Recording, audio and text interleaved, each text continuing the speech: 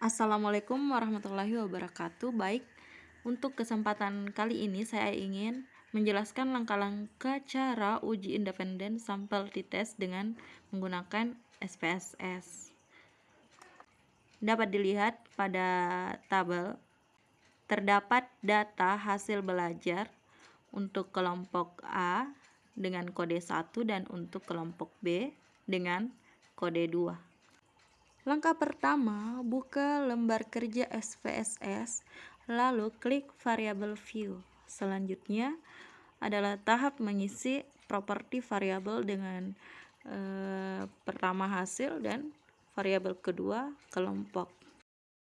Untuk variabel hasil, kita isi pada label itu hasil belajar dan mengisi measure dengan scale. Untuk variabel kelompok, kita isi label dengan kelompok dan desimal untuk kedua variabel itu kita isi dengan 0. Artinya 0 angka di belakang koma. Pada bagian values untuk variabel kelompok kita isi pada kotak value isikan 1 dan kotak label isikan kelompok A. Lalu klik add. Lalu selanjutnya untuk kotak value isikan 2 dan kotak label isikan kelompok B. Lalu add dan klik OK. Pada dialog measure untuk variabel hasil kita isi scale dan untuk variabel kelompok kita isi nominal. Nah, jika properti variabel sudah diisi dengan benar, maka pada bagian variabel view akan tampak sebagaimana pada layar. Untuk langkah berikutnya, kita klik data view, akan tampak seperti ini.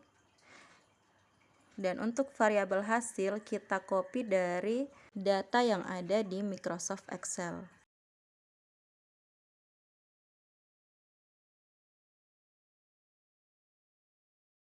Begitu juga untuk variabel kelompok. Kita isikan dengan kode kelompok A dan kelompok B, di mana kode kelompok A yaitu 1 dan kode kelompok B yaitu 2. Langkah selanjutnya, dari menu SPSS klik Analyze, Comparements, dan Independent Sample t-test. Maka akan muncul kotak dialog Independent Sample t-test. Untuk variabel hasil belajar, kita masukkan ke kotak tes variabel, lalu untuk variabel kelompok, masukkan ke kotak grouping variabel. Setelah itu klik Define Groups, maka akan muncul kotak dialog Define Groups. Untuk grup pertama kita isikan 1 dan untuk grup kedua kita isikan 2. Lalu klik Continue. Langkah terakhir klik OK, maka akan muncul output SPSS dengan judul t-test. Seperti inilah hasil output dari uji t-test. Dapat kita lihat yaitu yang pertama grup statistik dan yang kedua independent sample test.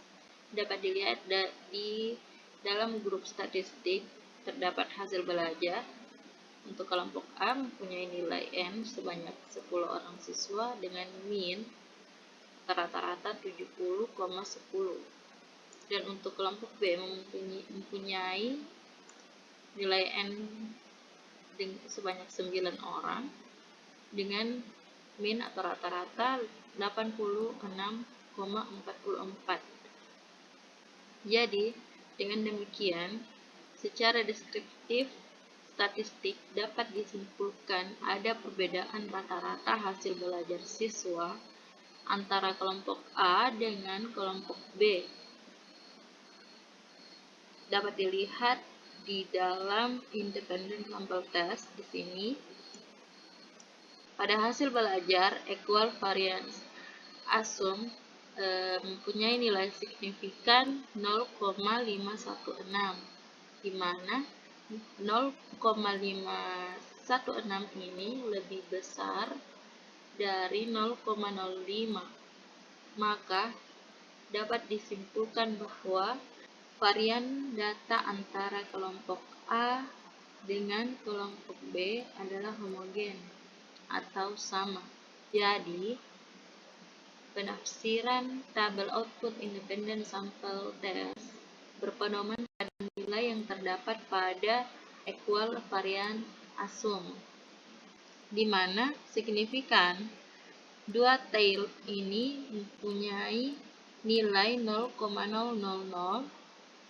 di mana 0,000 lebih kecil dari 0,05, maka sebagaimana dengan dasar pengambilan keputusan dalam uji independen sampel t-test, dapat disimpulkan bahwa H0 ditolak dan HA diterima.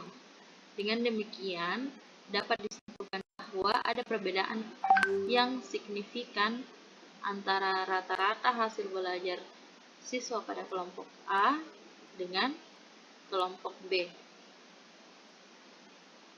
Selanjutnya, pada output mean difference terdapat nilai sebesar min 16,344, di mana nilai ini menunjukkan selisih antara rata-rata hasil belajar siswa pada kelompok A dan rata-rata hasil belajar siswa pada kelompok B.